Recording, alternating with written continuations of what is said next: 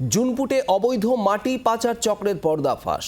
ট্রাক্টরে করে মাটি কেটে পাচারের অভিযোগ। এক ভিলেজ পুলিশ সহ গ্রেপ্তার 5 জন।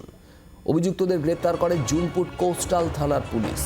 6 দিনের পুলিশ হেফাজতে নির্দেশ দেওয়া হয়েছে ধৃতদের আদালতের তরফে। কিরণ মান্না আমাদের প্রতিনিধি রয়েছেন আমাদের সঙ্গে। কিরণ, 5 জনকে গ্রেপ্তার করা হয়েছে, একজন ভিলেজ পুলিশও রয়েছেন তাদের মধ্যে। হ্যাঁ দেখো, একেবারেই এই জুনপুট কোস্টাল থানা এলাকার বিভিন্ন সমুদ্র উপকূলবর্তী এলাকার বিভিন্ন অঞ্চলে বেআইনিভাবে মাটি কাটা হচ্ছিল এবং মাটি কেটে ট্রাক্টরে করে পাচার হচ্ছিল।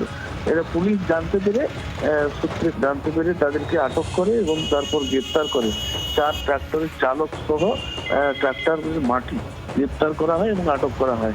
এবং পরে তদন্তে জানতে পারে যে ভিলেজ পুলিশ একজন এর সঙ্গে জড়িত, তাকেও গ্রেপ্তার করা হয়েছে পুলিশ সুপার জানিয়েছেন। এবং তাদেরকে কাঁথি মহকুমা আদালতে তুলে 6 দিনের পুলিশ হেফাজত দেওয়া হয়েছে। এর পেছনে আরো র্যাকেট আছে কিনা তাও খতিয়ে দেখা হচ্ছে।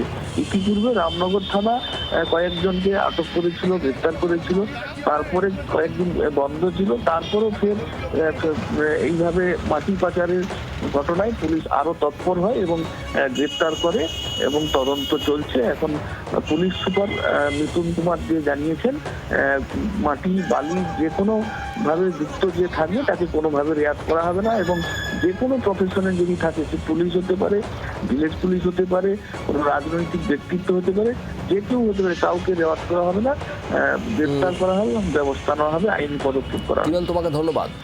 শোনাবো আপনাদের পুলিশ সুপার মিতুন কুমার দে কি বলেছেন।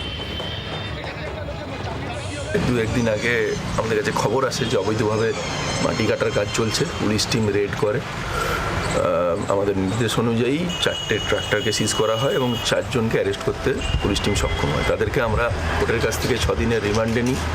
তারপরে ইনভেস্টিগেশনকে আরও ফার্দার করার পর আমরা রঞ্জন দাস বলে একজনের ইনভলভমেন্ট ওখানে ট্রান্সফার করে, যে ওখানে জুনপুট কোস্টাল থানাতেই ভিলেজ পুলিশ হিসেবে কর্মরত। তাকেও আমরা অ্যারেস্ট করেছি, কাস্টাডিতে চেয়ে আমরা কোর্টের কাছে প্রেয়ার করছি। বিষয় হচ্ছে এই ধরনের অবৈধ কাজকর্ম, সে মাটি বালি হোয়াট এভার ইট ইজ, যারা জড়িত থাকবে তার পেশাগত সামাজিক রাজনৈতিক পরিচয় যাই হোক, তার এগেনস্টে যেটা আইনানুগ ব্যবস্থা নেওয়ার সেটাই আমাদের হবে। বাংলার আওয়াজ, বাঙালির আবেগ, জি 24 ঘন্টা।